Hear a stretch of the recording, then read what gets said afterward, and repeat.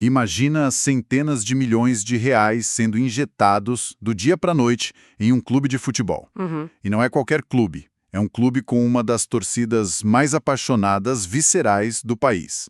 A lógica financeira dita que o resultado imediato deve ser uma estrutura impecável e, bom, glória dentro de campo, certo? Certo. Essa é a promessa que vendem, né? Pois é, mas em vez disso, o que a gente vê é um colapso psicológico, uma base de fãs absolutamente enfurecida publicando ultimatos e um treinador encurralado lutando pela própria sobrevivência profissional. Nossa, um cenário bem dramático. Exatamente.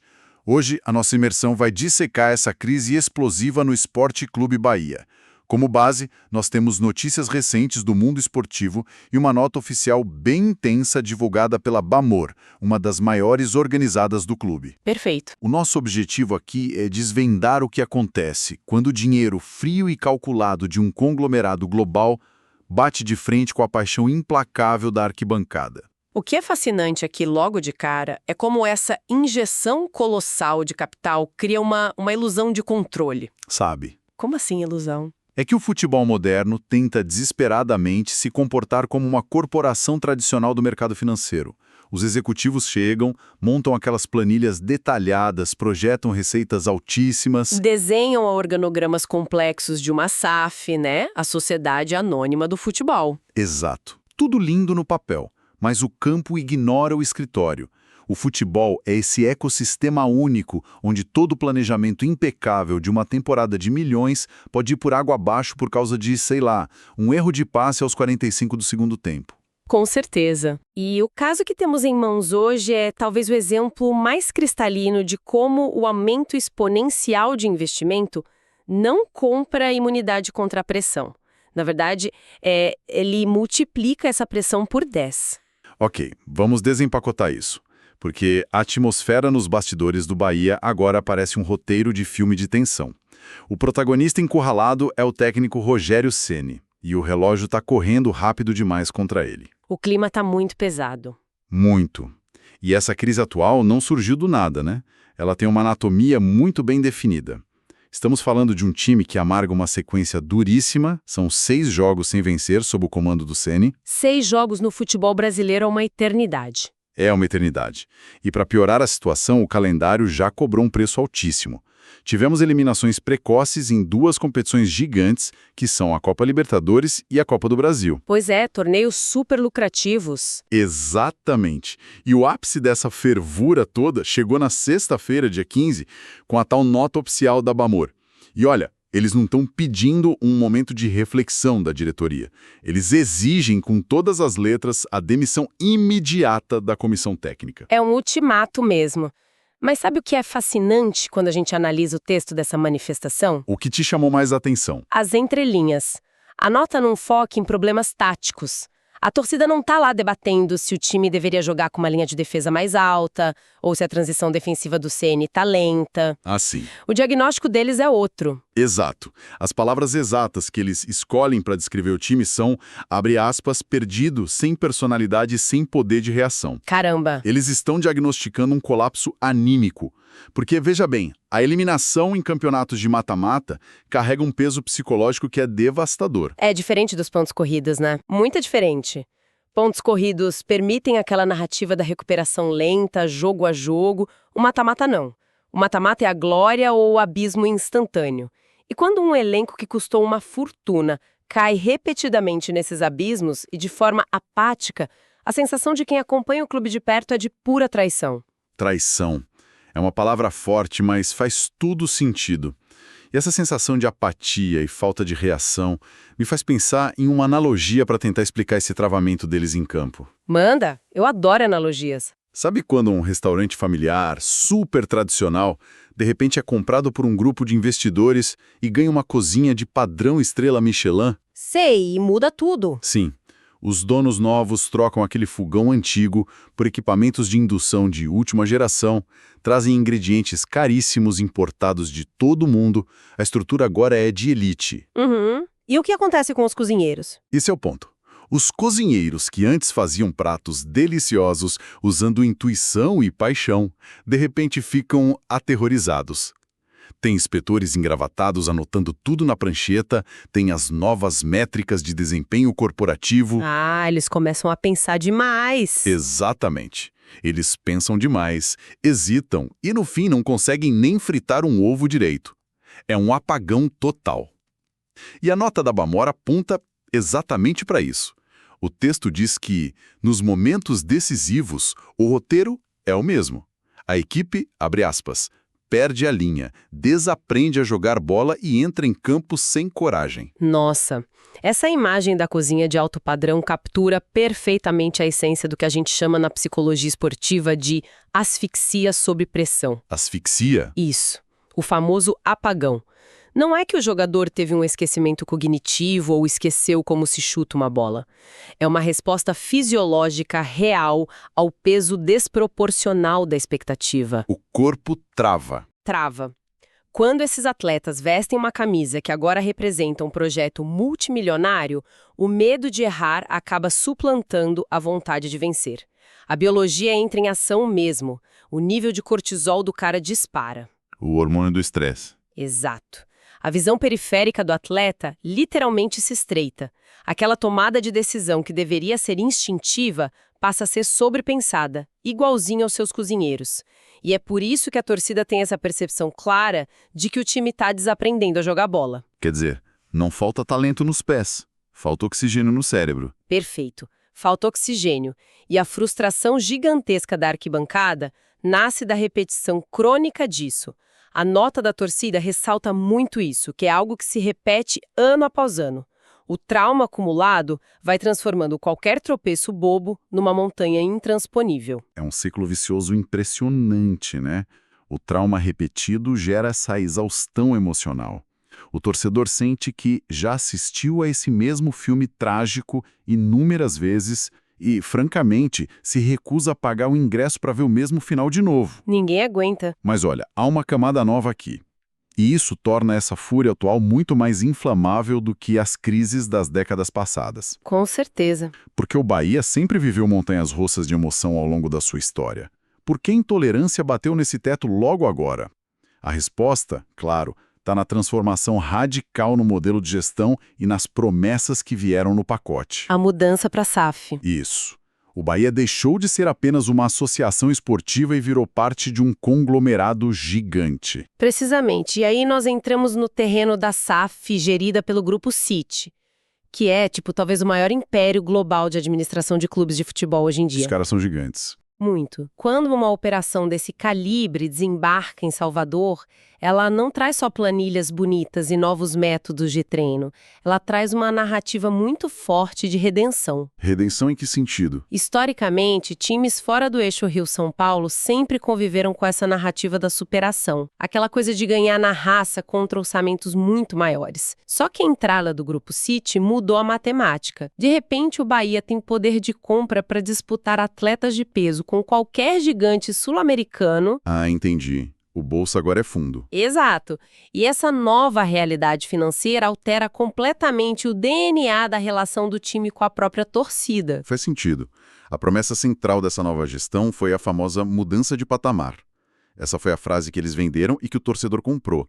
E a nota da organizada é cirúrgica na hora de esmagar essa promessa contra a realidade do que está acontecendo no campo. O que eles argumentam ali? O texto afirma, sem meias palavras, que o time segue sem conquistar absolutamente nada além daquilo que já ganhava antes de virar uma operação bilionária. Nossa! É um golpe duro. A torcida deixa claríssimo que títulos estaduais ou regionais não servem mais para maquiar fracasso. Eles dizem que, pelo peso histórico do Bahia, somado a esse novo orçamento gigantesco, essas taças locais são mera obrigação de calendário. E eles não estão errados do ponto de vista do consumo, sabe, Sam? E o diagnóstico deles sobre os jogadores é impiedoso. Eles chamam o elenco de caro, acomodado e sem ambição. Comemorar que o time ficou na primeira parte da tabela não gera mais aplausos. Pois é, se conectarmos isso a uma visão mais ampla, o que estamos observando é o mecanismo clássico de inflação de expectativas, só que elevado à máxima potência. Como funciona isso na cabeça do torcedor? O torcedor sente que o clube dele, que antes era focado na resiliência, na luta, Foi empacotado e vendido como um produto premium global. E aí a lógica do consumidor entra em cena de forma implacável. Verdade. O padrão sobe. A tolerância para defeitos em um produto popular é uma. A tolerância em um produto de luxo é zero. Ninguém aceita falha num carro de luxo. Boa comparação. Quando a gestão comunica aos quatro ventos que o patamar mudou, o meio da tabela deixa de ser um oásis de tranquilidade. Ele vira um atestado de incompetência corporativa. A régua subiu demais. E o ar ficou rarefeito para quem está no comando, especialmente para o sênior. Aqui é onde a coisa fica realmente interessante para mim. Porque, olha, eu preciso fazer o papel de advogado do diabo aqui, pensando com a cabeça de quem desenhou essa engrenagem financeira toda. Manda, quero ver. Vamos raciocinar juntos.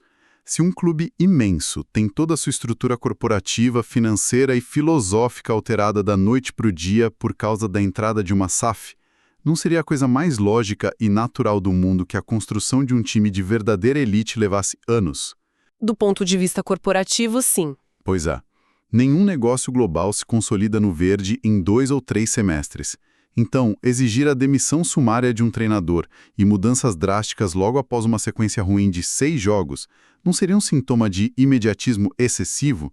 A pressa irracional da arquibancada não acaba sabotando o cronograma cuidadoso que o escritório montou? É uma ótima provocação.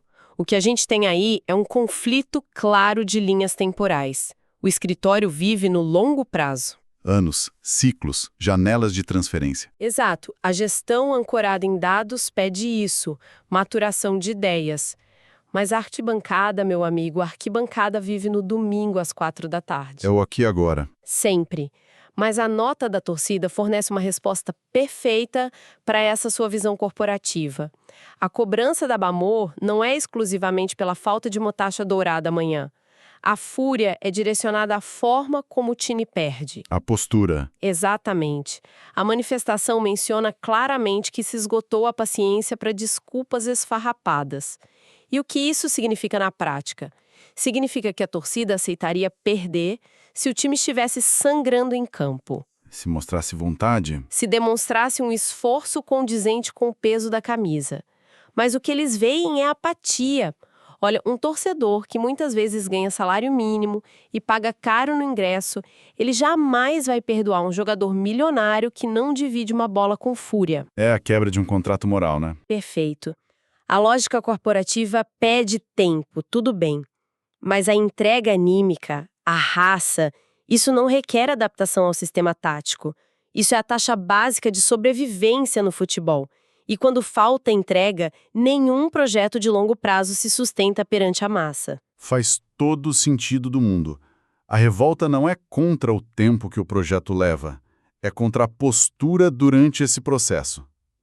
É a diferença abissal entre cair atirando, honrando as origens e a história do clube, e cair apático como um funcionário burocrático que só está esperando dar a hora de bater o ponto para ir para casa. Isso mesmo. A passividade irrita mais que a derrota. E essa teoria toda, esse choque colossal entre a paciência exigida pelo investimento e a urgência visceral exigida pela paixão, isso não vai ficar flutuando nas redes sociais. Tudo isso tem data, hora e local para colidir com o concreto e a grama. Ah, o campo será o tribunal definitivo. As narrativas param na porta do vestiário.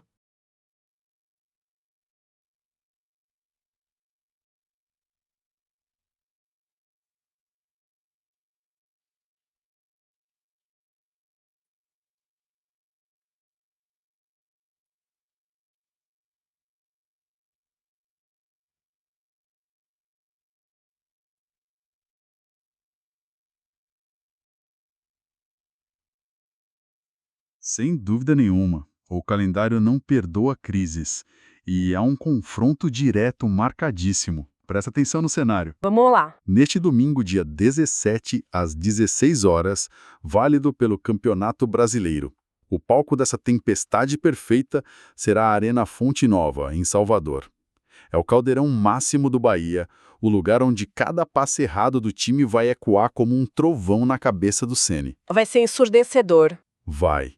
E para tentar sobreviver a esse furacão, as indicações são de que o Rogério Ceni fará movimentos de sobrevivência pura. Ele deve promover alterações significativas na escalação inicial. O que ele está planejando? Tem o retorno provável do atacante William José, que está recuperado de um desgaste muscular, e também do zagueiro Canu. São tentativas claras de estancar a sangria e botar ordem na casa. Só que o adversário que vai visitar a Fonte Nova não vem a passeio para cumprir tabela. Quem é? O adversário é o Grêmio. Caramba, aí a situação ganha contornos dramáticos de verdade. Explica pro pessoal que está ouvindo o porquê. É que a situação atual do Grêmio é o elemento que transforma essa partida num verdadeiro barril de pólvora. O time gaúcho, comandado pelo técnico português Luiz Castro, vive um drama particular e muito tenso. Eles não estão nada bem na tabela, né? Nem um pouco. O Grêmio está lutando desesperadamente para pontuar e escapar do pesadelo do rebaixamento, o temido Z4. E olha, quando um time do tamanho do Grêmio se vê flertando com o rebaixamento na reta final, o nível de tensão interna é quase insuportável. A pressão deve estar absurda lá também. Exato. Eles vão entrar no gramado da Fonte Nova jogando a própria vida do clube a cada dividida. Não há margem para jogo bonito, nem para planejamento de longo prazo do lado deles também. É sobrevivência pura e simples. É matar ou morrer. Então, o que tudo isso significa na prática, quando o juiz apitar o início do jogo?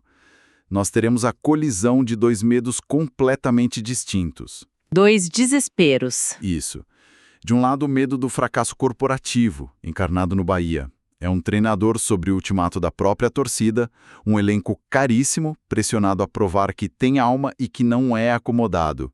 E tudo isso sob escrutínio frio de um grupo investidor global. E do outro lado? Do outro lado, o medo da aniquilação esportiva, encarnado no Grêmio do Luiz Castro. É o terror gélido de afundar para a segunda divisão, o que seria uma tragédia financeira e moral para qualquer clube gigante.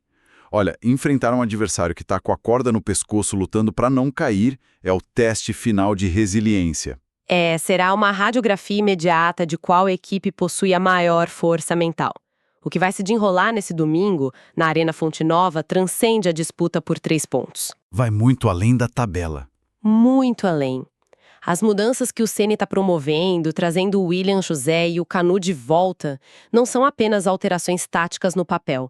Elas são a última tentativa dele de injetar urgência, de dar um choque num organismo que foi diagnosticado pela própria torcida como letárgico, como morto. É um desfibrilador tático, digamos assim. Exato. E pensa comigo. Se o Bahia, jogando dentro de casa, com o estádio lotado, demonstrar 1 milímetro a menos de intensidade do que um Grêmio que está desesperado, a torcida vai enlouquecer. A tese da organizada sobre a falta de personalidade será comprovada diante de dezenas de milhares de testemunhas. A crise, que hoje está ali restrita ao papel da nota oficial, vai entrar em combustão no estádio. Mas, por outro lado, um time que precisa provar seu valor, muitas vezes encontra exatamente nessa diversidade extrema o choque elétrico necessário para reativar o coração. É a dramaturgia perfeita para o fim de semana e o gramado será o único juiz. Para amarrarmos tudo o que nós desvendamos até aqui no nosso papo de hoje. Vamos lá. Nós mergulhamos fundo na anatomia dessa panela de pressão no Esporte Clube Bahia. Dissecamos como 6 jogos sem vitória, somados a frustrações acumuladas em competições de mata-mata, dispararam um gatilho terrível de exaustão na torcida. Entendemos também a mecânica por trás dessa inflação de expectativas gerada pela entrada da SAF e do Grupo City, onde o dinheiro transforma as promessas de longo prazo em exigências de excelência imediata, tornando o meio da tabela um fracasso que os torcedores simplesmente consideram inaceitável. Bem inaceitável. E, por fim, mapeamos a colisão iminente deste domingo na Fonte Nova, onde esse elenco tricolor do Ceni vai precisar provar sua coragem contra um Grêmio que está lutando cegamente contra o rebaixamento. É um retrato fiel e até irônico de como a modernização financeira do esporte não consegue apagar sua natureza primal, sabe? Como assim? Você pode ter orçamento para comprar os melhores talentos do mundo, as melhores máquinas para fisiologia, mas a resiliência psicológica diante do caos, a capacidade de aguentar o tranco, continua sendo um artigo que nenhuma holding consegue adquirir no mercado financeiro. Fantástico. E isso nos deixa com uma última reflexão, algo bem provocativo, para que nos acompanhe a continuar ecoando na cabeça após o fim da nossa análise. Qual é a provocação? Há um termo muito específico na nota da Bamor que me chamou muita atenção. Eles exigem que, se a comissão técnica não consegue suportar a pressão e reverter esse quadro todo, que eles tenham, abre aspas, hombridade para assumir o fracasso e pedir para sair. Nossa, pedir demissão rasgando o contrato. Exato. Nós vivemos uma era em que o esporte de elite é dominado por corporações, métricas de desempenho avançadas, conselhos administrativos operando lá de Londres ou Nova York, tem multas rescisórias milionárias em jogo e planilhas de risco para tudo. É uma indústria fria. Muito fria. Nesse ecossistema tão blindado pelo capital e por contratos, será que ainda existe algum espaço real para conceitos tão viscerais e tradicionais como a hombridade, de simplesmente jogar a toalha e abrir mão de uma multa milionária em nome da honra? É uma baita pergunta. Ou será que nós estamos apenas testemunhando o choque final, onde a lógica fria e calculista dos negócios finalmente engole de vez a alma indomável e irracional do futebol? Fica a reflexão para todo mundo.